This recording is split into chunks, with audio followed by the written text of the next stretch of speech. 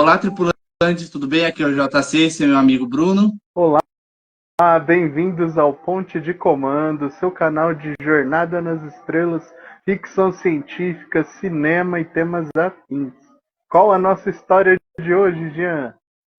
Hoje a gente vai conversar sobre o 17º episódio, A Licença, Shore Leave. Então, antes de mais nada, não esqueça de se inscrever no canal, curta, compartilha, comenta. Tanto meu trabalho como escritor, tanto quanto o trabalho do Bruno como músico, vão estar embaixo na descrição do vídeo. Lembrando também que a gente tem a playlist no Spotify e um link no Telegram com um grupo para membros, ok? Lembrando sempre que o vídeo aqui vai ter spoilers. Então, segura na cadeira e vamos lá. Antes da gente começar, é só um resuminho da semana. Aconteceram duas coisas muito interessantes essa semana. A gente teve 2 fins essa semana. O primeiro deles foi da atriz Maggie Smith. Ela fez a Minerva McGonagall em Harry Potter. Se você tem a minha idade, provavelmente você cresceu assistindo Harry Potter. E nossos pêsames à família. Foi uma grande atriz. Outro final que a gente teve essa semana foi o final do mangá de Jujutsu Kaisen. Sei que o final não agradou muita gente. Aquele gato com o olho maldito deixou todo mundo puto com esse final. A gente não fala de mangá aqui, mas de qualquer forma fica aí a menção. Vamos lá, Bruno. Qual que é a sinopse desse episódio? Bom, a sinopse desse episódio ela combina diretamente com o título, que é a licença, né? E ele se passa, né, em que a Enterprise ela está em órbita de um planeta que eles encontram, que é muito semelhante ao clima da Terra. Ele possui rios, mares, plantação, vegetação, né? E eles já estão, pelo que eles mencionam logo no começo da história, há 3 meses e meio sem uma pausa, né? Porque assim, diferente de um trabalho doméstico ou de um trabalho comercial, quando você está numa nave estelar, você trabalha todos os dias, né? Então eles não têm esse negócio de sábado e domingo igual a gente na Enterprise. Então são 3 meses de trabalho a pinco. Claro que eles têm pausas, mas são muito menos do que numa rotina de trabalho comum. Então eles estão muito cansados. E aí o Kirk ordena que desçam grupos, né, de análise junto com o médico-chefe, que é o McCoy, para poder analisar se esse planeta é seguro para que eles tenham uma licença tão merecida. Antes da gente começar, comenta aí embaixo o que vocês estão achando dos episódios que a gente está falando agora, se vocês estão gostando do novo formato. Qual o episódio mais divertido até aqui? Verdade. A primeira coisa que eu achei interessante é que teve muita música nova nesse episódio. Se você parar para prestar bastante atenção, disso. tem um compositor, mudaram o compositor e tem bastante música nova agora. A entrada ela é nova, tem algumas músicas mais para personagens, mais de caracterização de personagem. Eu acho isso acho muito legal. Acho que a estética do episódio foi muito boa. Uma das coisas que eu gostei muito desse episódio em si foi o uso que eles fizeram para a câmera em campo aberto. Porque geralmente quando como a Enterprise é uma nave muito apertada, então as câmeras são fixas. Aqui não. Aqui eles colocaram a câmera montada, provavelmente em cima de um carro ou em cima da traseira de uma van, e nas cenas de corrida eles meio que vão na frente e os personagens vão correndo atrás. E esse negócio de correr, né? E esse negócio de correr, ele foi tão frequente que uma das atrizes, se eu não me engano, a Rodrigues, ela reclamou. A Bárbara Baldwin, se eu não me engano, mas talvez eu esteja errado. Ela reclamou futuramente sobre isso, porque o diretor do episódio estava forçando eles a correrem muito. Ela ficou com dor nos joelhos por 1 ou 2 semanas por causa disso. Então, eu achei muito legal essa dinâmica de correr em campo aberto. Isso geralmente, pelo menos na primeira geração, não tem muito assim. A gente até observa eles em campo aberto, que nem foi lá no Galileu 7, mas são sempre em cenários apertados. Ou tem rochas em volta, ou eles estão dentro de alguma sala, ou dentro de alguma nave, que não. Aqui eles estão no meio do mato, literalmente, e eles vão de um lado para o outro. Achei isso muito bacana. Mas, de qualquer forma, começa com a gente já entendendo que o estado atual da equipe não é lá muito legal, porque tá todo mundo extremamente cansado, tá todo mundo muito abatido, eles precisam realmente dessa licença. E das primeiras cenas que eu achei interessante é que tem uma nova ordenança. Nem vi o trabalho de decorar, né, o nome dela, porque no próximo muda. No próximo muda. Então, nem me deu trabalho de decorar o nome dessa ordenança, porque ela vai ser já. o papel era para ser da Randy, mas a Randy foi tirada desse episódio. Enfim. Então, eu quero comentar aqui sobre a Tonya Barrow, né? Ela é representada por um dos atores convidados desse episódio, que é a Emily Banks, né? A Emily Banks, ela tem o bacharel dela, né, como atriz, né? Ela teve lá em 1959, né? E ela também foi uma Miss do prêmio de 1960 e também em 63 pela Rheingold, né? E ela também fez o comercial da cerveja Rheingold em 63.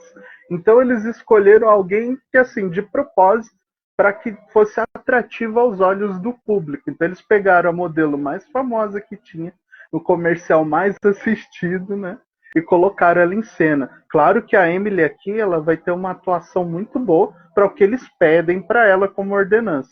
E assim, vai ter problemas aí, eu aposto que o Jean vai citar, em que, embora eles tenham trocado a atriz, o formato do que acontece com a ordenança do Capitão Kirk é sempre o mesmo, né? Mas isso a gente vai comentar a mais. Existe um segundo ator convidado também que, para mim, me surpreendeu muito a história dele, e ele só aparece nesse episódio de Jornada nas Estrelas da série clássica, né? Que é o Bruce Mars, que vai representar o demônio da juventude do James Kirk. O cadete da Frota Estelar também, na época da academia, que é o Finnegan. E que personalidade, né? O Finnegan nesse episódio. Eu acho que, assim, não sei se todo mundo tem o seu antagonista na vida, espero que não. Mas eu, particularmente, já tive antagonistas, mas não nesse nível, né? O Jean aqui, ele até escreveu que eu odeio esse tipo de ser humano. Nossa, eu achei isso muito eu engraçado. odeio esse tipo de ser humano. Mas a gente vai chegar Finnegan, lá. A gente vai chegar lá. O Finnegan, ele é insuportável. Mas falando do Bruce Mars, que é esse ator, né? Ele é um ator que veio, né, para Nova York, né? E ele começou a atuar na Broadway. Lá na Broadway, ele conheceu um diretor de elenco de Hollywood chamado Joey D'Agosta, que, por sinal, é também o diretor de elenco de Jornada nas Estrelas em 66. E assim, o D'Agosta, ele gostou da atuação do Mars na Broadway, resolveu dar uma oportunidade para ele quando eles estavam gravando ainda o episódio Corbomite Maneuver, né, a manobra Corbomite. E ele foi um dos 5 que fizeram o teste para representar o Bailey, né? Então era para ter sido o Mars que ia ficar com o Valak, mas não foi. Quase ficou Porém, o voando por aí. D'Agosta, quase que ele dançou com a primeira federação. Mas assim, ele gostou ainda daquele ator e ele deu uma segunda oportunidade para ele. E como ele tinha uma personalidade assim muito caricata, né, caretas, risada alta, ele tinha um físico bom para fazer piruetas, cenas de combate, então ele deu esse cargo para ele de atuar como Finnegan. Bom, falando mais sobre a produção aqui, esse episódio tem a produção executiva do Gene Roddenberry, a produção em set é pelo Gene Alcon. O diretor do episódio agora é o Robert Spar, né? E, assim, é uma curiosidade, eu sempre vou bater nesse martelo. Toda vez que o Gene Alcon pega, as coisas andam muito bem. Esse episódio, para mim, tudo que ele propôs a fazer, para mim foi muito bem feito. E assim, é um episódio que vai ser, como a gente estava comentando anteriormente, antes de gravar aqui, é uma coisa em campo aberto, é uma coisa legal, assim, eles estão num set, num local que vai aparecer novamente em alguns outros episódios de Jornada, até em seriados feitos por fãs também, esse set de gravação vai aparecer, e no filme do Jornada nas Estrelas 4, quando mostra finalmente o Spock em Vulcano, é justamente nesse cenário que eles estão, só que eles mudam a iluminação, né? Bom, a história foi escrita por ninguém menos do que o Theodore Sturgill e as pontas e arestas delas foram adaptadas pelo próprio Gene Roddenberry. Então, o Roddenberry está como produtor executivo, mas por ser o criador, ele dá ainda os palpites dele. Ó, isso aqui não está legal, isso aqui está legal. E tem uma curiosidade em que, numa das entrevistas do Leonard Nimoy, ele conta que o Gene estava no meio do set de gravação com os roteiros, e ele sentado numa árvore no meio da grama fazendo as alterações. né?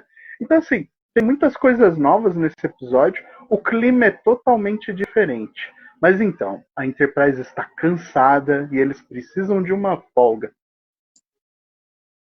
Isso, eles precisam de uma folga e eles encontram esse planetinha no meio de lugar nenhum.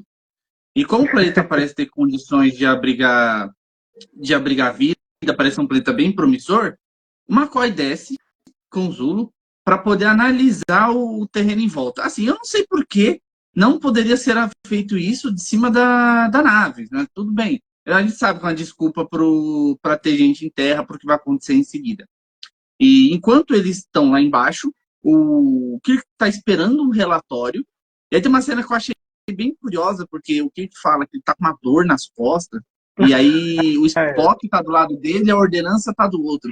E aí a ordenança começa a fazer uma massagem nele, mas eu não sei se ele pensou que era o Spock que estava fazendo a massagem, porque quando o Spock aparece na frente dele, ele meio que ele olha para a ordenança, ele meio que faz uma cara, tipo, parece que isso aqui foi uma brincadeira que não deu certo. Eu achei essa tipo cena isso. curiosa. Sabe o que isso me lembra? Isso me lembra aquela pegadinha que tem uma garota sentada num banco e que ela começa a conversar com um cara e ele pensa que é ela que tá fazendo massagem nele, só que na verdade quem tá fazendo a massagem é um halterofilista que fica atrás, só que o pedestre, tipo, ele não presta atenção porque ele tá tão encantado com a garota, mas na verdade que tá pegando o pescoço dele é outra pessoa. Me pareceu mais ou menos isso, assim, é coisa da minha cabeça. Mas, bom, só no começo já dá para perceber que os caras estão bem exaustos. E aí a gente vai pro planeta, e essa cena é muito boa. No planeta, o McCoy e o Zulu, eles estão analisando o terreno em volta. O Zulu fala que vai pegar as plantas para levar de amostra, um galho da árvore. E aí o McCoy, ele olha para frente e ele vê um coelho gigante. Um coelho gigante. E assim, é um coelho. Nossa, que bizarro. Obviamente, para o McCoy, aquele coelho era um coelho normal, mas como o CGI da época era bem fraquinho, os caras enfiaram uma fantasia de coelho com o relógio no bolso e ele passa e fala: Nossa, olha que oração! Bem. Tô atrasado, é igual cena da Disney mesmo, né? Exatamente. Bem Alice no País das Maravilhas. E se não bastasse isso, passa uma garotinha loira com vestido azul, correndo também. Você viu um coelho Você gigante viu por aqui? coelho? A De colete amarelo. É cara do McCoy, é muito boa. A melhor coisa desse episódio é a cara dele. Ele olhando pra frente sem entender porcaria nenhuma do que acabou de acontecer. É a melhor coisa desse episódio, pra mim. O que você achou dessa cena, Bruno? Então, ela dá um tom totalmente diferente do que a gente esperaria, né? Não que assim, tudo bem. Você tem um episódio, eles descem no planeta, eles vão ter algo inesperado. Mas a gente não espera achar o coelho da Alice e a Alice lá, né? E aí a história ela vai um pouco pra frente, né? Em que o McCoy ele fica totalmente perdido com isso. E em cima a ordenança tá questionando por que o Kirk não vai pra licença. E aí o Kirk fala que ele tá cansado, mas ele não está em pedaços, né? O Spock ele entra, né? E quando o Spock entra, o McCoy chama no comunicador falando: Ó, Jim, eu acho que eu vi um negócio aqui meio estranho. É um coelho. Ele, não, só falta você me dizer que você viu uma loirinha também com um vestido azul. Ele, exatamente, né? E assim, ele acha que é uma piada, só que não é, né? E quando eles vão descer, a coisa vai ficar mais estranha. Vai ter a cena do tiro, vai ter a cena do tigre, até um samurai. Então, assim, eu gostei porque esse episódio ele vai aumentando um mistério simples, mas ele torna ele perigoso. Porque, assim, na hora que dá o tiro lá do revólver de polícia, o Kirk, a ordenança, o McCoy, eles saem correndo desesperados. E eu acho que essa é a cena que ela reclamou. Porque, pelo amor, os caras deram uma corrida bem brava nessa hora.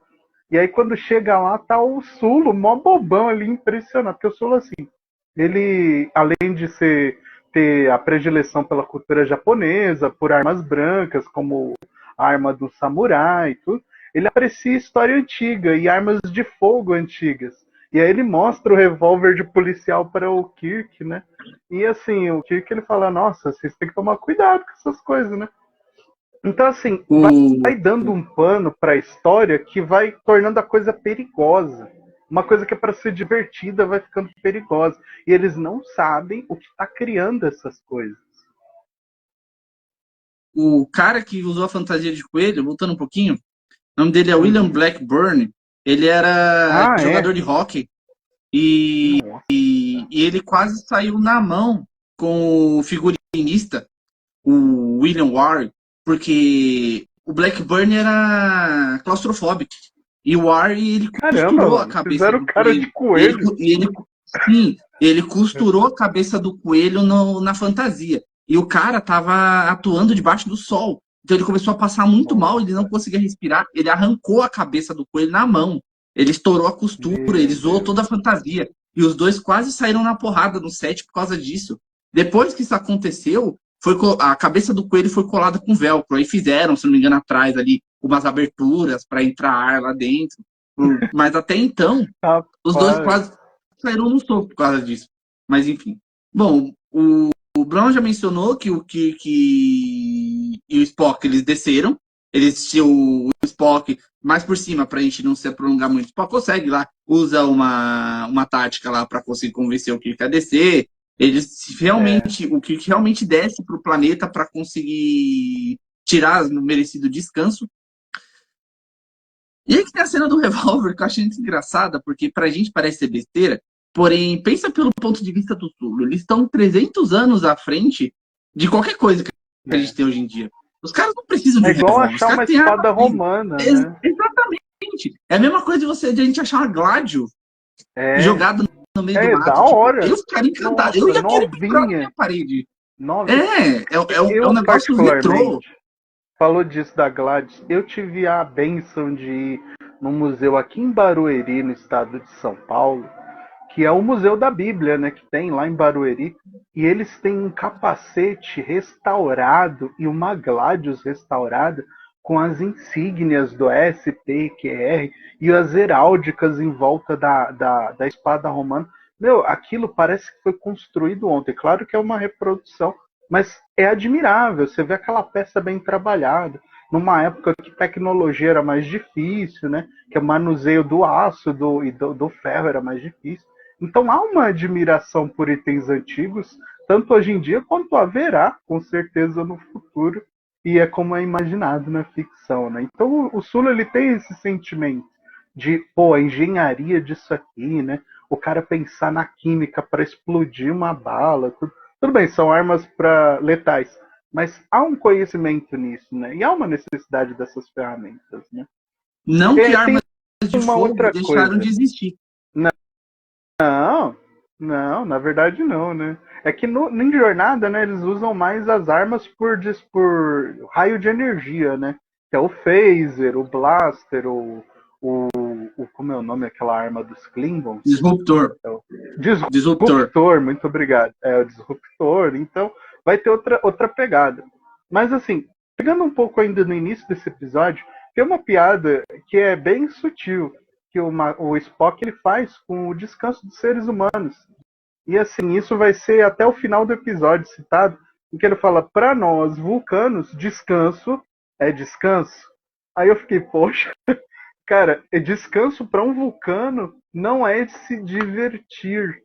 Aí eu fiquei pensando assim, é meditação. Poxa, mas então, eu fiquei pensando nas outras referências de vulcanos que tem em Jornada. Realmente, eu não me lembro de eles estarem, assim, não que eles não se divirtam, mas o modo de um vulcano se divertir é totalmente diferente. Porque igual, o Spock, ele é músico, né? Embora a música seja um trabalho, ela tem uma função lógica para ela existir, tudo. Ele trata ela como um prazer pessoal. Então, é um tipo de lazer, né? Um lazer lógico. Então, eu fiquei pensando nisso, nossa, que interessante. A vida de um vulcano é totalmente direcionada até nas situações de prazer com relação à lógica. Isso eu achei assim, pô, mais profunda, mais uma camada do Spock aí. E ele faz a piada que é o seguinte, eu não entendo qual a lógica vocês descerem num planeta e ficarem correndo num gramado pra lá e pra cá. E realmente, eles ficaram correndo pra lá e pra cá nesse episódio, né? Outro personagem que apareceu aqui, que a gente quase não mencionou, na verdade, mencionou lá no começo, é a Angela, A a Ângela, Ordenança Angela, que tinha tenente. ficado viúva em balanço. Tenente Angela, que tinha ficado viúva em Balanço do Terror. Verdade. Aqui ela aparece abraçada com outro cara e dá-se a entender que eles estão enamorados. O lance é o seguinte: se a gente for seguir a ordem dos episódios com base na data estelar, tecnicamente se passaram 2 anos desde o Balanço do Terror. Balanço do Mas isso não faz Terror. sentido. Não tem como ter passado 2 anos desde o Balanço do Terror, porque seria um lapso de tempo muito grande entre episódios. A gente já está na primeira temporada. E mesmo com uma série que passava lá nos anos 60, isso seria um espaço muito grande para se contar uma história. Outro furo. Ninguém nunca mencionou, é muito confuso. Ninguém nunca mencionou quanto tempo se passou. E assim, por mais que vocês procurem sobre datas estelares, vou contar um segredo para vocês. Ninguém de verdade entende como funciona uma data estelar. Cada pessoa, cada série de jornadas fala de um jeito diferente. Se eu não me engano, tinha até um youtuber que conseguiu construir um conceito coeso para datas estelares, mas até hoje eu não vi ninguém que conseguisse me fazer entender como esse negócio funciona. Porque é bem confuso. Mas de qualquer forma, aqui, eu bem que eu achava que eu já tinha visto essa personagem antes. E fico feliz que ela tenha seguido em frente, porque ela terminou sofrendo no Balanço do Terror. Pode falar. Então, é a Ângela, ela tem uma curiosidade dessa atriz, deixa eu pegar o nome dela aqui, que é assim, a Ângela, ela é representada pela Bárbara Baldwin? Baldwin, isso mesmo. Bárbara Baldwin, quando eles foram gravar esse episódio do Charlieve, eles cometeram uma gafe muito esquisita. Eles esqueceram que ela já tinha gravado o episódio. E o nome que ela ia ter aqui não ia ser Ângela. Só que aí o Gene Alcun chegou no Gene Roddenberry e falou: Pera, ela já gravou com você. A gente tem que pôr o nome dela certo, é Ângela. Então, assim, eles arrumaram o nome dela de última hora porque eles tinham esquecido que ela tinha gravado como a viúva do Balanço do Terror. Então, eles tiveram que adaptar um pouco a história, né? Mas, assim, é legal de imaginar que ela, apesar do luto, né, a vida continua. Ela não saiu da frota estelar, né? Ela continua a vida dela. E agora, ela tá junto com o Rodrigues, né? Que é um outro exobiologista que está também fazendo com o grupo de terra a análise. Um detalhe que eu acho que deixou eu passar é por que o Sulo estava com o McCoy no começo do episódio.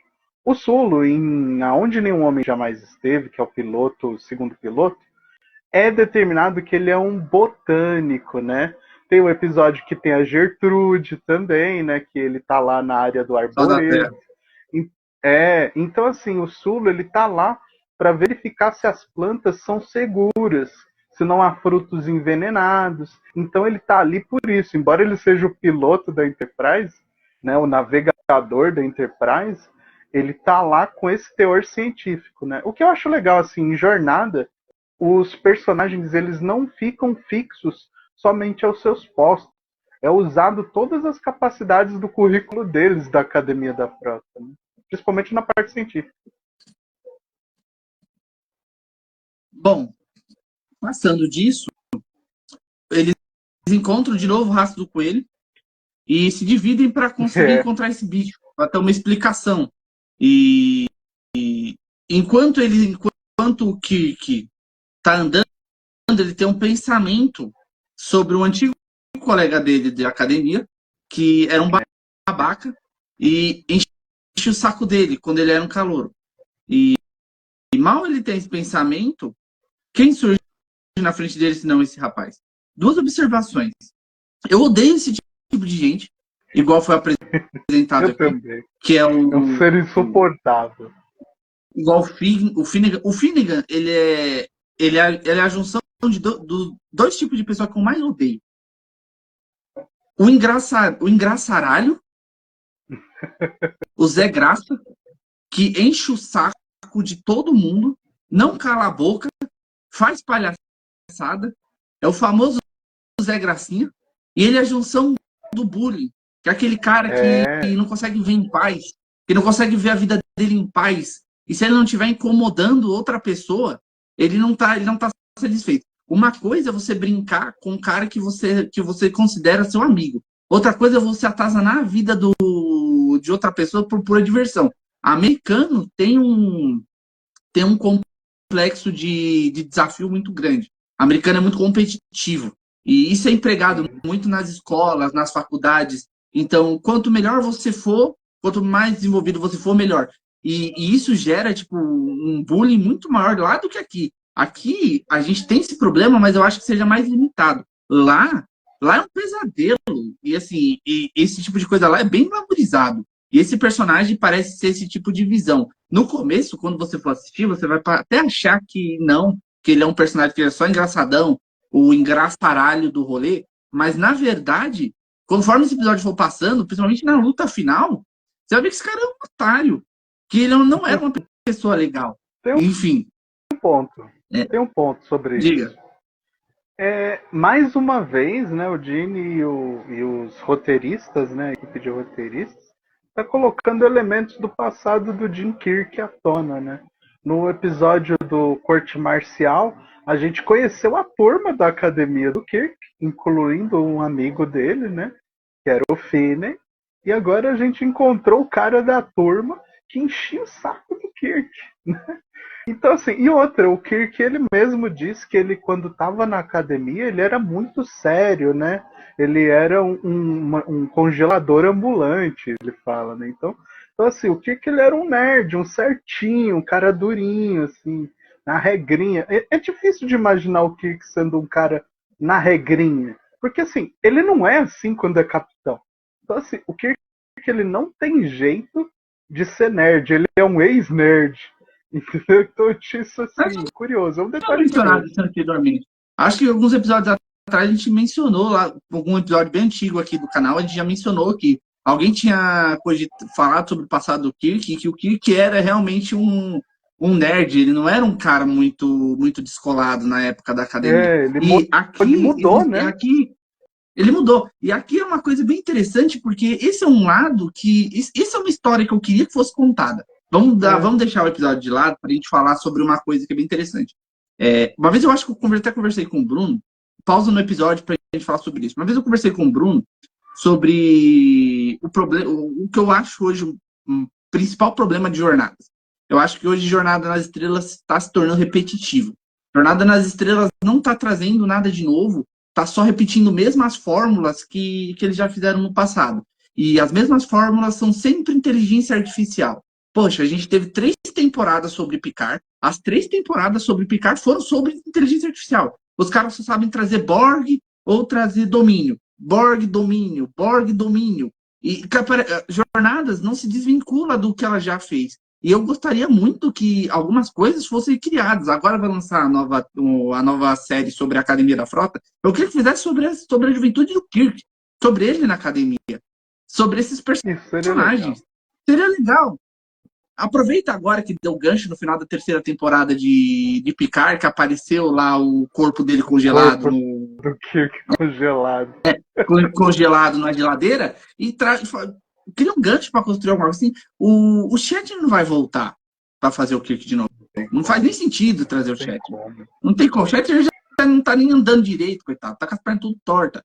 Então, enfim, pausa para isso, voltamos pro episódio. Agora a gente tem uma parte aqui em que acontece uma cena que eu achei curiosa, que é a cena em que tá o McCoy e a Ordenança Barrow.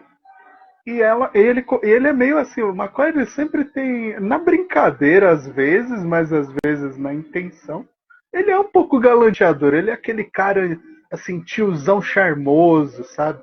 Ele é aquele cara que gosta de tratar todas as mulheres muito bem, de forma muito cortês, porque ele é um cavalheiro mesmo. O McCoy, ele só é grosso com uma pessoa em Jornada. O Spock. Só. O resto, ele trata todo mundo maravilhosamente bem.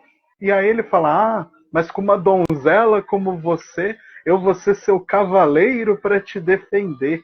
E aí, de repente, ela imagina, poxa, uma donzela, e aí aparece um vestido.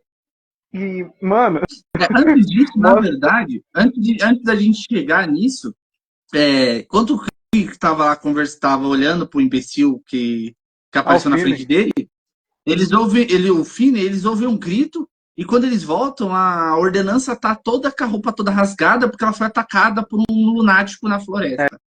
É, E aí, e ela fala, ele usava uma capa e um punhal com joias.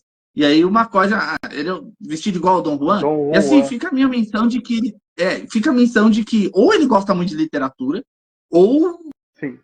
isso deve ser muito comum no universo, porque assim, eu não peguei essa diferença. Eu precisei que ele falasse Dom Juan pra eu não lembrar que essa é a visualização. E se você pegar, tipo, a foto do Dom Juan ou artes feitas do personagem, não é, tipo, muito. Assim, não é como se fosse um design único para um personagem. Uma capa e um punhal, tipo, são coisas que são usadas com mais frequência do que deveriam na literatura. Enfim. E neste caso, Brunão, o que você achou sobre essa sequência de eventos muito loucos? Assim, eu gostei do inesperado. Esse episódio me deixou sem previsibilidade nenhuma. Ele começa imprevisível e ele é imprevisível até o final. Então eu gostei muito disso, né? Mas assim, vai surgir o vestido, vai mostrar ela se trocando, vai ter uma outra cena do Kirk e do McCoy conversando, e eu queria que você comentasse sobre isso, né? Aí uma coisa que a gente não tinha mencionado aqui, que na verdade eu nem ia mencionar, porque eu achei isso aqui insuportável, foi a aparição de um antigo amor do Kirk. Pelo amor de Deus, cara. Vocês estão Quantos tirando. antigos amores Nossa, esse cara nossa, tem? quantos antigos amores esse cara tem? Desculpa, que Traçou a coisa. Nossa, academia toda vez que inteira. aparecia essa mulher. Puta, que cena chata, mano. Que cena chata, de verdade, assim, insuportável. Esse plot aqui eu detestei. Preferia muito mais que tivesse mostrado outras coisas, desenvolvido mais essa parte das coisas aleatórias, do que com esse amor de passado. Eu nem lembro o nome dessa personagem. Ela é Ruth, mais uma Kirk Girl cult. Ela é é uma mais uma Kirk Kierkegaard. Girl que apareceu e, Tem um nossa, comentário só sobre ela. ignora que isso aqui tá no episódio. Embora a gente possa ignorar, porque isso não altera em nada mesmo a história, a Ruth ela serviu de inspiração para futuramente explicar uma coisa da vida do Kirk em Jornada nas Estrelas 2, A Ira de Khan, em que lá é mencionado que ele teve que fazer uma escolha entre a vida pessoal e a vida da carreira profissional dele na Frota Estelar.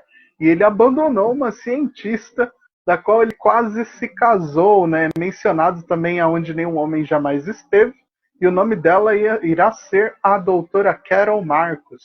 Aqui a Ruth tem as mesmas características da Carol Marcos. A única diferença é que ela não tem um filho, né? A Ruth é uma outra Kierkegaard. E assim, eu fico pensando, meu, o Kirk ele estudava ou ele ficava pegando mulher o tempo inteiro quando ele estava na academia? Porque, pelo amor, é muito E, forçado, é muito forçado. nossa, isso porque ele era nerd.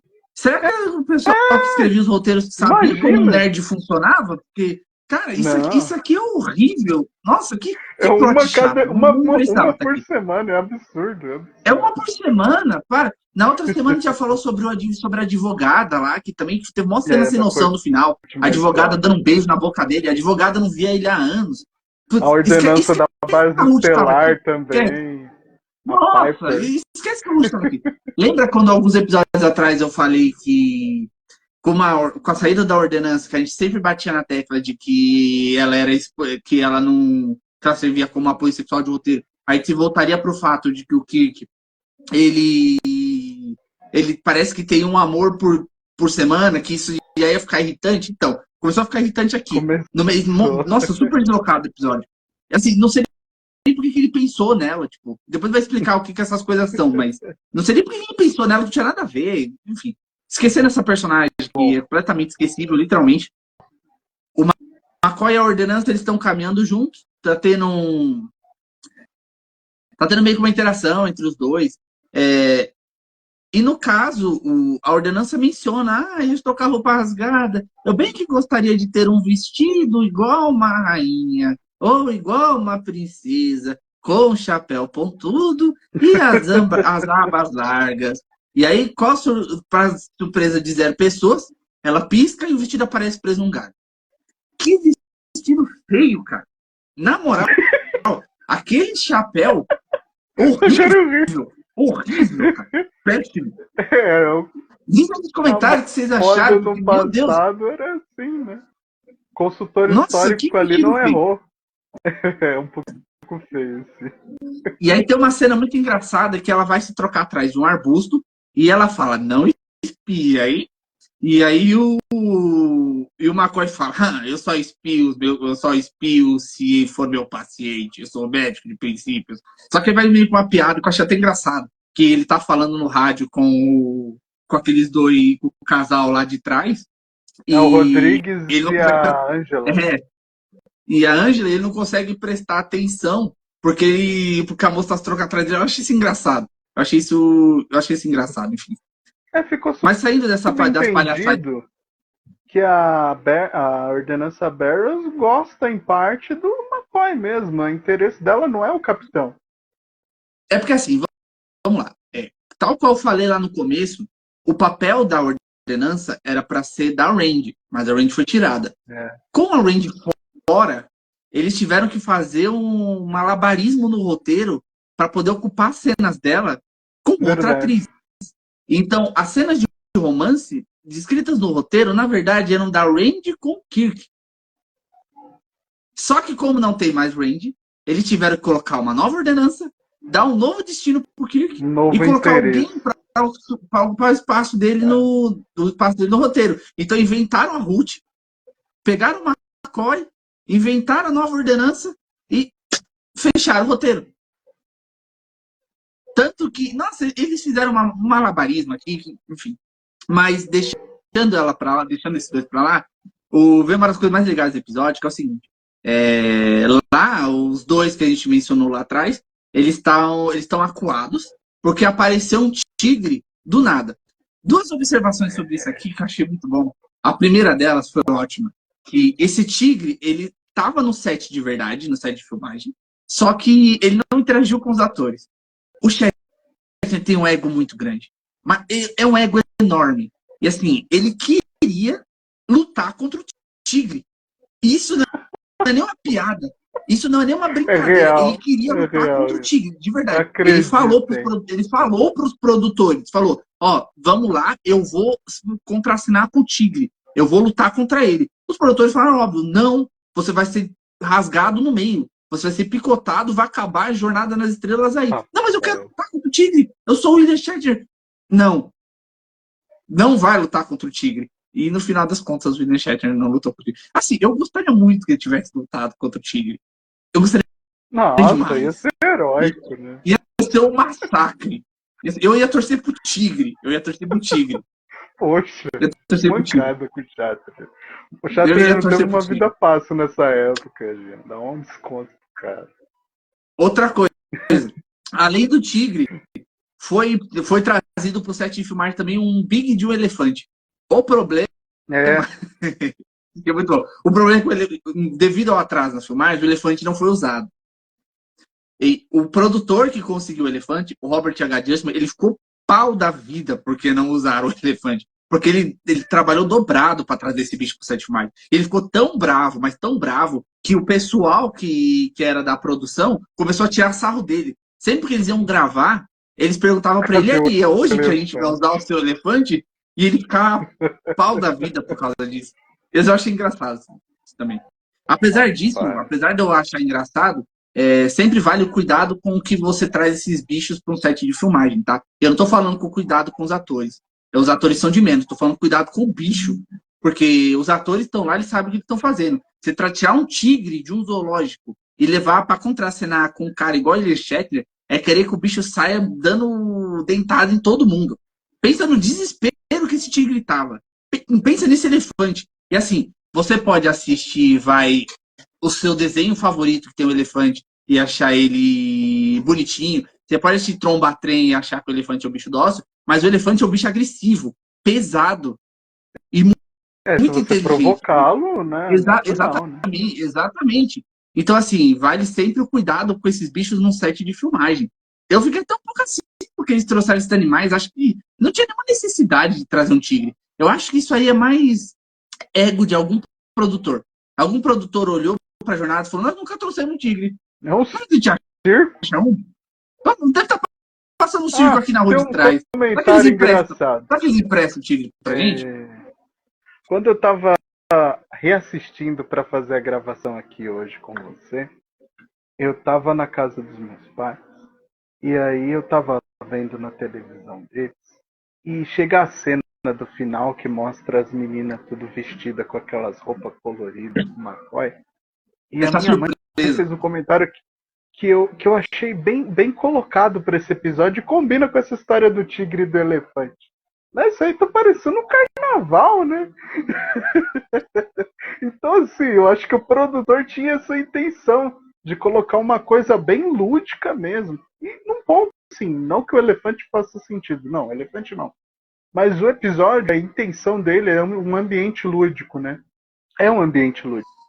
E assim, o Rodrigues, né, e a Ângela, eles vão encontrar esse tigre, né? E mais pra frente vai ter uma cena ainda pior, né? Em que vai ter um caça japonês da Segunda Guerra Mundial atirando neles. Então, assim, que terror! Que assim, o caça faz um voo rasante, sim, né? E eles correm fugindo, né? A gente vai chegar lá. Enquanto isso, o Zulu ele tá perdido pelo planeta, ele tá andando por aí. E quando sai um samurai de dentro de um alçapão e começa a perseguir ele com a katana. Eu acho essa cena muito boa. Gostei. Acho isso demais. Eu também gostei. Eu e esse samurai vai aparecer de novo, né? Eu acho isso muito bom. Muito bom. Só que o Zulu só se mete em problema, né? Vamos lá. O cara usou o ator. Eu não sei quem é o ator, eu não achei o nome do ator que gravou o samurai. Mas, gente, colocar uma armadura de samurai, segurar uma katana, naquele ambiente quase desértico, no sol de meio-dia para gravar, mano. Esses caras deram sangue para fazer esse episódio, de verdade. Sim. Os caras deram sangue. Os caras suaram a camisa nesse episódio. Sim. Né? E aí, nesse caso, o samurai não pegou o Zulu, graças a Deus, mas graças a Kaylee. Mas a gente pula de volta. A gente não mencionou a cena que o Kiki fica lá namorando a Ruth, porque ela não vale nem a pena. Você pode pular no seu. Né? Você pode pular lá no seu, na sua Netflix, ou na sua. Ou tira aqui o streaming que assim, você pague. Eu recomendo a experiência integral. A experiência integral. Assista tudo. Assim, por mim, assim, você pode se você quiser, mas por mim, meu companheiro que tá aí assistindo nós. Assim, deleta. Não faz uma diferença no episódio. Bom, mas, agora vem a melhor parte. Eu achei a melhor parte. Agora, a melhor parte do episódio. O Cavaleiro Negro. O Cavaleiro Negro. Cara, isso aqui é interessante. Chega na... Você sabe por que isso aqui é interessante? Porque a gente não mencionou o seguinte. Até então, a ordenança tinha tido uma conversa com o McCoy sobre querer um cavaleiro que a defendesse. Sobre ela ser uma princesa ou uma rainha e ter alguém que a defendesse. E nesse caso, quando eles estão andando pelo mato, aparece o Cavaleiro Negro exatamente do jeito que ela mencionou. Um cavaleiro para raptá-la e um cavaleiro para defendê-la. Então o cavaleiro seria o McCoy. E o McCoy, ele já tá agindo estranho, já tem um tempinho no episódio. Tá bem esquisito. Mas enfim. E acontece uma das cenas mais legais do episódio, que é o McCoy sendo empalado com uma lança no peito. Nossa, curioso como os personagens de Jornada tomam lança no peito, né? O rapaz lá do Galera Seven também. Segunda vez que alguém detalhe. Esse empalamento... Nossa, ficou estranho. Esse empalamento do McCoy pela lança, né, de justa, né? Ele foi mais bem convincente do que o que ocorreu com o Gaetano lá no Galileu 7, né? No do Gaetano eles gravaram o sanguinolento e tiveram que pôr a tarja, né, no filme. Nesse não. Eles fizeram o corte no momento exato que a lança do cavaleiro passa pelo McCoy, para ninguém da direção da televisão reclamar, né? Ó, horário nobre, não vamos pôr o cara esfolado, não, né? Então eles fizeram um corte de câmera muito bom, um jogo de câmera muito bom. Parabéns aí pro diretor, que é o Spar. E aí já acaba, já tá quase acabando já. A ordenança entra em choque, porque o McCoy morreu bem na frente dela, Nossa, defendendo ela. Eu também entrei em é uma choque. cena. É uma cena forte, né? Pô, então os caras estão começando a morrer, né? Não é mais uma Exatamente. brincadeira.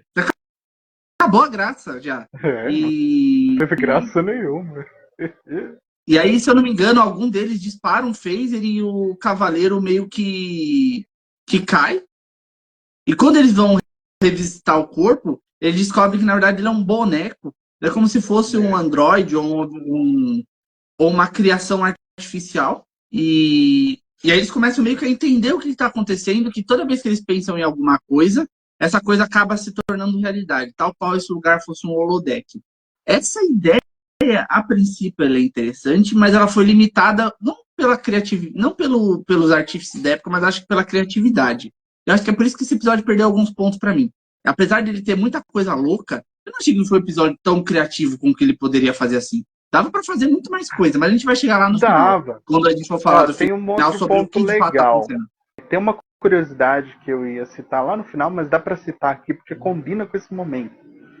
No roteiro original, eles tinham escrito que quando o Sulu descesse, ele ia descobrir que todas as plantas, árvores, grama, tudo tinha o mesmo padrão celular, que só mudava a aparência. Então, isso daí ficou deletado nessa cena do início do episódio. Porém, na hora em que eles vão analisar esse corpo do Cavaleiro Negro, eles veem que ele tem um conjunto de células diferente e que ele é mecanizado, né? Ele é como se fosse um androide mesmo, um robô. E assim, o mais esquisito, na hora que eles vão olhar o Cavaleiro, o corpo do McCoy é como se ele tivesse sido arrastado. Não mostra, porque eles não percebem e nós vemos da perspectiva deles, então a gente não vê o McCoy ser levado. E aí quando eles dão falta do McCoy, o Cavaleiro também é levado. Então assim, as coisas somem e aparecem de repente. E tem uma cena bem rápida, eu não lembro se é no começo ou no meio do episódio, que mostra uma pedrinha, né? E uma antena saindo do chão. Eu achei isso legal pra caramba, ficção científica, né? Uma coisa misteriosa aparecendo do chão, né? Antenas, tecnologia. Então o planeta não é desabitado, né? E aí o Kirk ele até fala com o Spock da situação e o Spock começa a ficar preocupado lá na nave, né? E a coisa vai piorar, vai piorar. Agora eles têm um cirurgião morto e tem um campo de força. O Spock desceu um pouco antes. O Spock tem um campo de força no planeta, porque o sinal estava aumentando e estava atrapalhando o contato dele. Então o Spock desce, encontra o Kirk com o Zulu lá, vendo se o samurai não aparece. E depois eles encontram o corpo do Magro e depois que ele toma a lança no peito, eles analisam toda a situação. No caso, depois que os corpos somem, quem volta é o Brincalhão. Do Fênix. E aí tem a cena de luta. Tem uma cena de luta muito. Até maior do que deveria ser, inclusive. Mas nossa, serve para aliviar a alma do. Não, mas a cena bem cena de combate. Curiosidade sobre essa cena. Curiosidade sobre essa cena. O cara que fez a maquiagem, ele teve um trabalho enorme para tornar convincente os roxos do William Shatner no final da luta. Porque, assim, o Kirk ele vai vencer a luta, mas ele vai ficar roxo, inchado aqui. Os malares dele tudo inchado. Então, assim, o Kirk fica acabado. Mas ele gosta de bater no cara que ele tanto odiava. E assim, ele até fala pro Spock, Spock, vai procurar o McCoy, junto o pessoal, que o Finnegan é meu, é assunto meu. Então, assim, naquela hora, ele tava no surto. Ele tava no surto, eu vou acabar com esse infeliz. Eu acho que era um desejo de muitos anos, né, guardado, reprimido. Mas, assim, o Kirk, ele também vai atrás do Finnegan, que ele sabe que ele não é o Finnegan de verdade. Ele quer achar uma informação, e no meio da luta, ele começa a interrogar ele. Cadê os meus tripulantes? O que vocês estão fazendo com a gente? O que está acontecendo? E o Finnegan fica fazendo piada, e aquele sarrismo quase que satânico. Meu, eu gostei muito, gostei muito. E uma última curiosidade técnica. Não teve dublê. Todo mundo deve ter reparado que essa gravação foi feita num local, num set numa locação aberta. Então, os atores que foram eram os atores principais. Não teve muito coadjuvante, né? Só os atores convidados. Então, toda a pancadaria ocorreu com o Shatner mesmo, rolando, caindo no chão. E a cena que o cara... Eu gostei da luta, da cena em que ele derruba o Finnegan. O Finnegan, ele brinca com a bondade das pessoas. E aí ele fala que ele quebrou as costas. E aí o Kirk vai se curvar para ajudar ele, e aí ele dá um outro chute nele, e aí é o Kirk que quebra. Foi bem convincente, né? Foi bem convincente. Uma ótima luta de cinema. E aí, nesse caso, quando ele vence, o Tigre volta. Infelizmente, não tem uma luta do Shatner contra o Tigre. Eu gostaria muito de ver. Sendo bem honesto. Ainda bem. Eu queria muito ver lá. Eu queria ver muito o Tigre. Eu ia torcer muito pra esse Tigre. Pra esse Tigre enfiar a garra nele. Há uma teoria na comunidade do Ponte de Comando em que a gente se pergunta se o JC gosta ou não do William Shatner. Porque é engraçado essa sua... Eu não tenho nada de ruim contra ele. Não tenho nada de mal contra o Shatner. É só que eu torceria pro Tigre. O Tigre é um bom ator, vai. Eu reconheço que o Tigre é um excelente bom ator. Melhor ator do episódio foi o Tigre, de verdade. É verdade. O melhor ator do episódio foi o Tigre. Foi o que estava mais natural. E assim, o curioso no caso é que nessa sequência eles vão eles vão ver o Tigre, vão ver o caça japonês, vão derrubar o samurai. Ou seja, isso daí foi mais uma piada visual. Como se o Spock e o Kirk forem ser imbatíveis, entendeu? Mas não são, né? Mas foi uma piada visual isso daí. E aí eles voltam pra clareira e aí a gente fica muito triste, porque na verdade quando eles voltam pra clareira, eles descobrem que é o responsável por isso, que é o chamado zelador. E aí o zelador conta pra eles que na verdade, isso pra mim não faz muito sentido, mas tudo bem. Esse é quase um episódio filler, então o zelador, ele conta pra eles que, na verdade, aquele é um ponto de descontração pra raça dele. Que lá, eles têm uma máquina no subsolo que tudo que você pensa, ela pode criar artificialmente pra você. E aí o Kirk fica muito bravo. Tu quer dizer que meu médico foi morto por causa de uma brincadeira? Mas ele não foi, não. E aí, essa melhor cena do episódio cheio, que o McCoy aparece com uma gostosa embaixo de cada braço. Tá tudo bem por aqui? E, tipo, eu não morri. Melhor cena do episódio, pra mim, isso aqui é muito bom. De boa. Esse personagem é o melhor. Esse personagem é o melhor. A outra parte legal dessa sequência é a cara do Kirk, com o uniforme todo rasgado. Ele arranhado, cheio de poeira, e o rosto roxo dos dois lados. Valeu, os maquiadores merecem isso aqui. Todo mundo se ferrando. A menina se esgoelando de chorar porque o cara morreu. O amigo dele todo arrebentado. O Spock com a cara de paisagem. E o cara aparece com uma mina embaixo de cada braço. Ô, rapaziada, tá tudo certo? Pau. E o guardião? O guardião não, o zelador, né? O zelador, ele chega com uma cara de Silvio Santos. Sabe quando o Silvio Santos chegava no Escolha Qual a Porta da Felicidade? É o zelador chegando, poxa, é uma pena que vocês não tenham entendido a nossa intenção. Mas assim, tem um comentário aqui bem isolado sobre essa parte. O planeta é um porto para a diversão da espécie do zelador. Né? E eles têm uma tecnologia capaz de tornar qualquer coisa que você imaginar em realidade. Tudo bem que não é perfeito, mas funciona. E assim, isso daí vai abrir brecha para duas coisas em Jornada. A primeira é a criação da ideia do holodeck em Jornada nas Estrelas TAS e Nova Geração. Curiosidade, talvez vocês não soubessem, mas a primeira vez que o holodeck é citado em Jornada é na série clássica animada, que é no TAS. logo no primeiro episódio piloto dela. Já a segunda coisa é que vai ter uma continuação em Animated Series, que vai ser justamente sobre esse episódio, né? Que no caso é o episódio Once Upon a Planet, ou Era uma Vez num Planeta. E é um episódio tão cômico quanto esse, é uma continuação oficial. E mostra os corpos arrastados, mostra as máquinas no subsolo.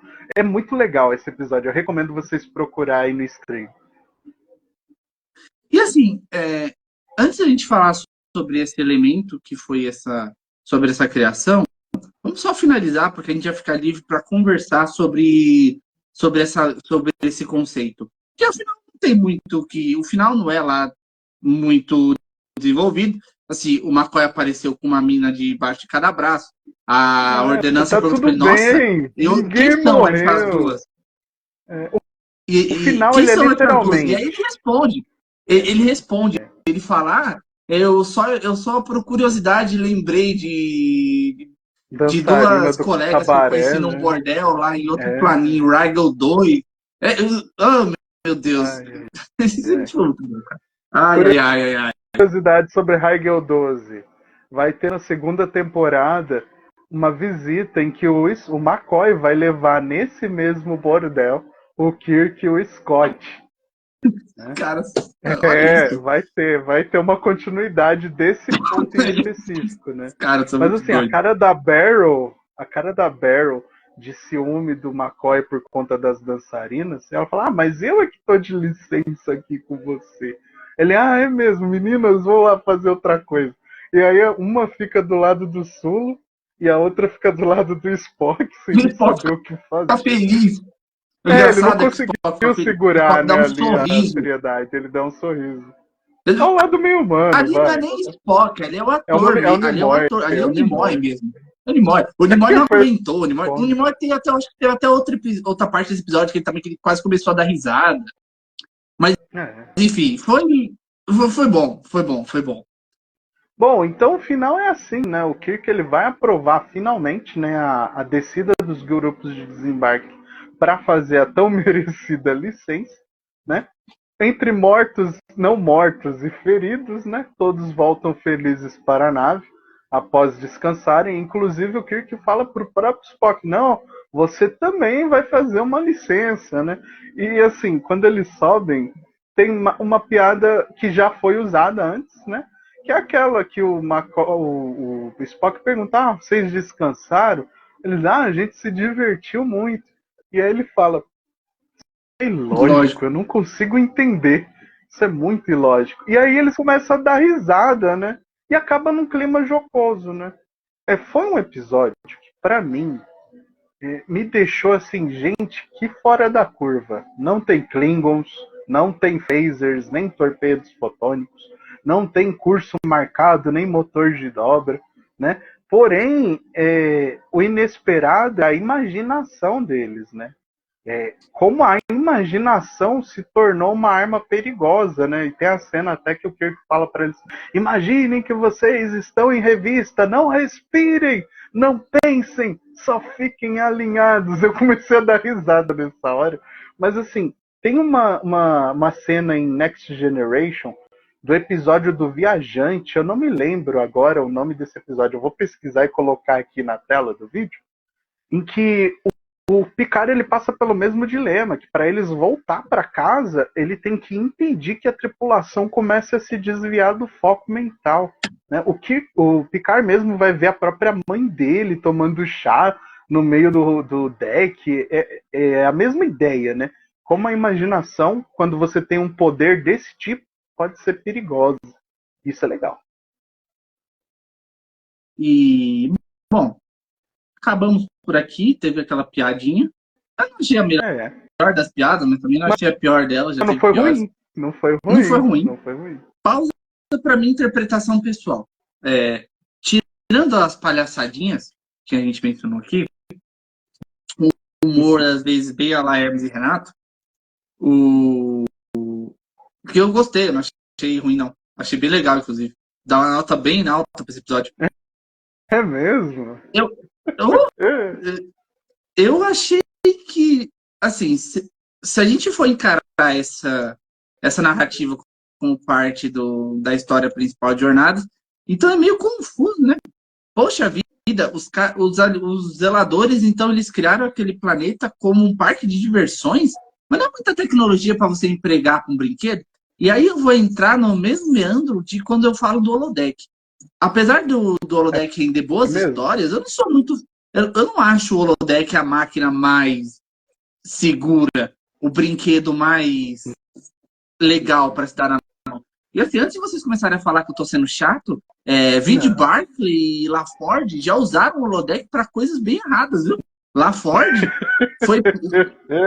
o LaFord é um problema, cara. Assim, eu não sei como... Eu também. Como é... Não, mas o LaFord é pior. O LaFord é pior que o Barkley. O Barkley ele ainda tem problema social. O LaFord não tem nenhum.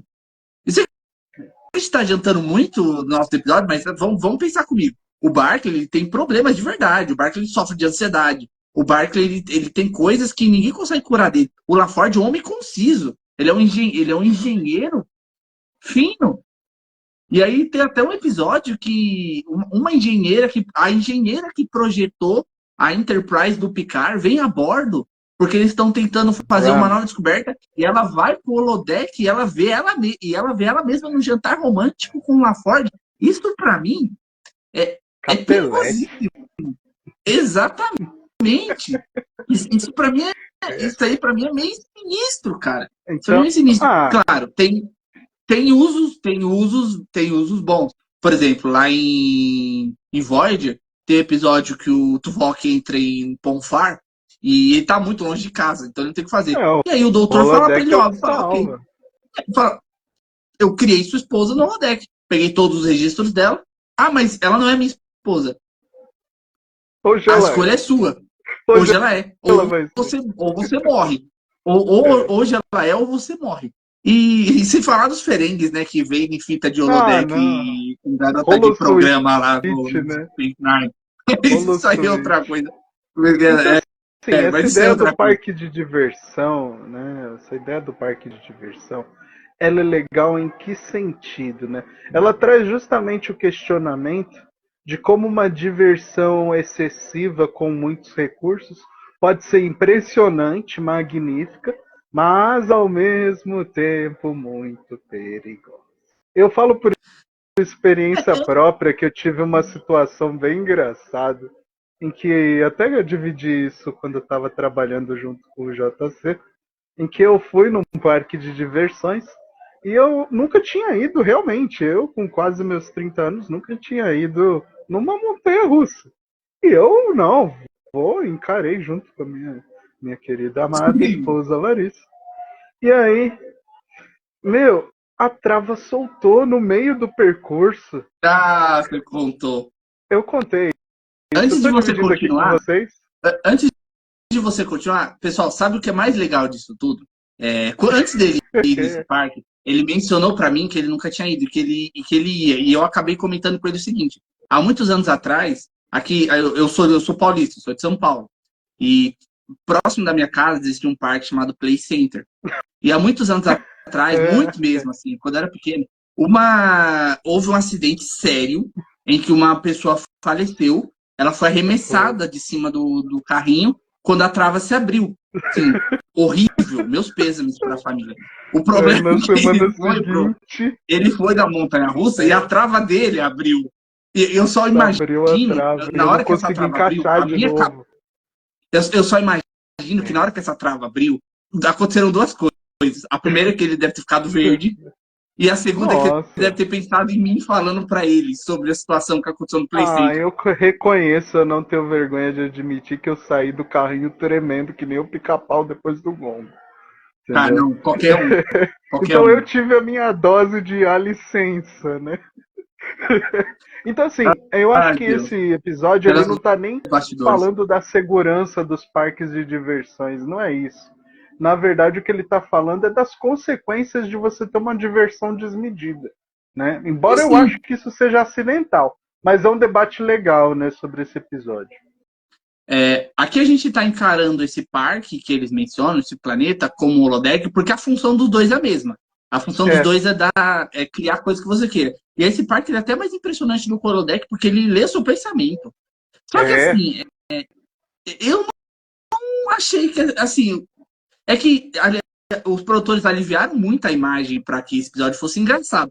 Mas se não, ele poderia ser facilmente um show de horrores isso aqui. Uma tragédia, se os caras né? não tivessem um problema, é porque o ambiente contribui para que eles estejam bem. É um ambiente tranquilo, são bosques, são lagos, não é um ambiente de batalha. Se fosse, isso aqui facilmente se tornava um filme de terror. Mas eu nunca na minha vida poderia ir nesse parque. Mas o zelador realmente falou que eles podiam imaginar até batalhas. Então eu fiquei pensando numa coisa. Tudo que eles constroem lá aparenta que você machucou, não que te machuca realmente. Então eu acho que igual a cena do McCoy, não sei se essa é a intenção real, mas dá a entender com esse final que na verdade ele não foi empalado de forma alguma. Mas ou se ele foi superficialmente. Mas aquele não era o McCoy. Não, aquele não era o McCoy. Aquele era uma criação. O McCoy, tanto que existe um momento lá atrás que o McCoy se separa deles. Só que quando a ordenança grita, ele aparece de novo. O que dá-se a entender que a existência do McCoy ali é uma criação da cabeça da ordenança. Nossa, que análise verdade, interessante. Sim, é uma criação da cabeça da ordenança. Porque o McCoy tava com as duas primas, tipo, andando pra cima e pra baixo. Então o McCoy da companhia não é o McCoy de verdade. Exatamente. Só que se isso for verdade, então já era meio com furo de roteiro. Só que se isso for verdade, já era um furo de roteiro. Porque o McCoy morto não tinha a aparência do robô, que era o Cavaleiro Negro. Mas tudo leva a crer que aquele não era o McCoy. Aquele ali era uma criação. Faz sentido. Tanto que eles fazem, eles medem o corpo do McCoy, quando tá quieto, já fala, ele tá morto. Ele não tem como voltar. E aí o verdadeiro McCoy aparece depois lá com as duas primas. Mas assim, enfim, erros e acertos. Sim, claro. Eu achei esse episódio divertido e engraçado, achei ele curioso. As coisas são interessantes. A ideia do parque de diversões ela é boa, ela é dessa antecessão de um holodeck. O que eu não gostei é que da parte da Ruth descartava completamente, não tinha que ter isso no roteiro porque não serviu pra coisa nenhuma. E assim, parando pra pensar, no final, o Kirk pensa em subir pra nave, mas aí uma versão da Ruth aparece de novo. Aí ele fala, vou ficar mais um pouco. Cara, que, assim, para pra pensar do ponto de vista ético, isso é muito horrível, cara. Isso é muito horrível, cara. Porque, na moral, a mulher não tá nem ali. A mulher pode estar do outro lado da galáxia com um filho, com um marido. Você tá criando um robô de uma pessoa que seguiu a vida dela pra... Não, que isso, isso não é nada diferente do que o Barclay fez com a Troy. Isso não é nada diferente, assim. E aí, eu sei que eu sou chato, mas, cara, isso aqui é horrível e repugnante. Uma coisa que a gente não falou dessa relação dos dois é que as datas, que as idades deles não batem. Eu não vou entrar em meandro do porquê não bate, porque é uma história, assim, é um cálculo muito complicado, mas pelo que eu vi, ou se a gente for analisar as datas que tudo acontece, ou o Kirk é 5 anos mais velho do que ela, ou ela é mais 5 anos mais velha, ou ela é muito mais velha do que ele. Tanto que tem até eu li num site no que a gente faz pesquisa, que isso deu até um debate na fandom um tempo depois sobre qual que era a lógica tipo, da relação deles. Porque se o Kirk tivesse 17, ela teria que ter 31. Nossa, é uma confusão. Eu só não falei disso porque esse casal aqui foi completamente descartável. Mas eu acredito que... não shippei, né? Nossa senhora. Mas o que eu acredito é que com essa ideia... É porque esse episódio se focou em criar coisas aleatórias. Mas essa ideia poderia ter sido explorada para tipo, trazer uns alienígenas diferentes, trazer umas coisas novas. É que eles pegaram bem leve, porque esse conceito é bem pesado. Podia trazer o... Podia ter colocado o Muddy aqui, que não ia ter nenhum problema. Ia ser legal. Ia ser completamente incrível colocar o Muddy aqui. Verdade. Enfim. E você, o que você achou que teve algum acerto maior, algum erro? Eu acho que o maior acerto foi justamente o tom inesperado, né? Uma história que não é focada em exploração, né? Porque assim, Jornada ela tem no seu cerne a alma de exploradores espaciais. Esse é o plot de Jornada. Esse é um episódio de, na verdade, não explorar, na verdade, interromper o que eles estão fazendo sempre. Então, é diferenciado, é divertido, é inesperado, você não consegue prever o que vai acontecer. E assim, o final é super jocoso, né? Todo mundo fica numa situação engraçada e ao mesmo tempo constrangedora. Isso eu gostei bastante. As referências literárias, eu gosto muito disso em Jornada. Esses tempos atrás eu estava fazendo, até para o nosso canal, né, para eu ter um pouco mais de know-how, eu estava fazendo a minha longa sessão de maratona de Jornada e eu vi um episódio do Data em que ele vai parar no século XIX, né? E assim, mostra lá o Mark Twain, né? Então assim, Jornada, ela vai citar Shakespeare, ela vai citar Lewis Carroll, Alice no País das Maravilhas, ela vai citar Sherlock Holmes. É um convite às pessoas que assistem ao show a lerem livros. E isso é uma coisa que, assim, é muito bom. Leitura, literatura de qualidade é uma coisa fundamental. Então, acho daí um ponto muito positivo. É um super acerto fazer referências a bons livros da cultura popular do mundo todo. Né? Agora, sim, erros. Eu acho que assim, o erro que teve, talvez, né, foi com a atriz da Angela, que eu achei, né? Que você esquecer que a mulher gravou o episódio, mas tudo bem, né? São dezenas de pessoas num show desse tipo, do tamanho que é a Jornada, né? É perdoável, né? E a minha nota, né? Estou ansioso para dar, mas esse episódio, curiosamente, ele não levou o Hugo, igual o episódio anterior, né? Do Menagerie, né? A coleção. Mas esse episódio, para mim, ele me deixou mais feliz. Ele me deixou mais feliz de ver Jornada. É o É uma episódio nota mais alto 8. astral, né? É muito alto astral, né? É um episódio que você vê, você se sente bem. Você que é nerd, assiste É ficção divertido. científica. É É divertido, né? divertido. Um jornada divertido. Então a minha nota é 8 para esse episódio. E a sua, Jean? Você que é mais crítico e mais técnico aqui no nosso canal do Ponte de Comando. Qual nota você dá para esse Eu episódio? gostei, eu gostei. Eu não vou exigir muito desse episódio, porque ele é praticamente um filler. Ele não. Ele é praticamente um Na filler. verdade, não é porque ele tem Nada que influi- sequência. mas mesmo assim, nada que acontece aqui vai influenciar muito em outras coisas. Filler Então, não tem de por que eu Jornada ser nas muito Estrelas exigente com ele. 5. A única influência que ele vai ter é na criação do holodeck, mas ele é praticamente um episódio filler. Sempre que tem muitas dessas palhaçadinhas, eu considero o episódio filler.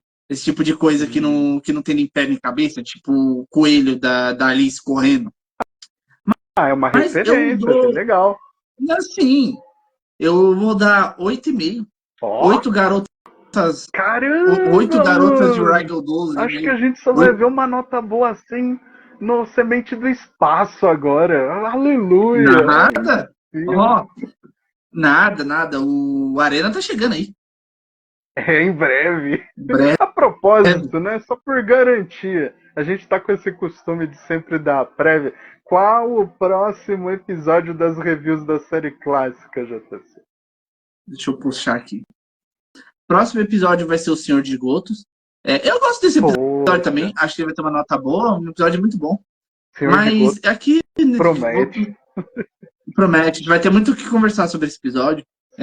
Eu tenho uma teoria sobre ele. Assistem, vocês vão ver. Em breve. Senhor de Teoria Gotos no forte. ponte de Teoria comando. forte. Teoria forte. Mas aqui eu dei 8 garotas e meia de Raggle 12. Ai. Mas ó, uma nota boa, Muito bom. merece. É isso. Bruno, considerações finais. A minha consideração final é que eu fico aqui um convite para cada um de vocês que está nos assistindo a deixarem o comentário, a deixarem o curtir se vocês gostaram do nosso vídeo, né? E por favor nos digam, como o Jean mesmo pediu, qual o episódio mais engraçado que vocês já assistiram de Star Trek. Eu agradeço aqui a cada um de vocês que nos assiste, sempre têm apoiado o nosso trabalho. Não deixem de divulgar, compartilhar com seus amigos, mesmo os que não conhecem tanto o Jornada. Ajudem o Ponte de Comando a crescer. Meu muito obrigado e que vocês tenham todos uma vida muito longa e muito próspera. Bom, gente, é isso. Agradeço por quem chegou até aqui, por quem curtiu o episódio, comenta aí embaixo. Até a semana que vem. Caplar.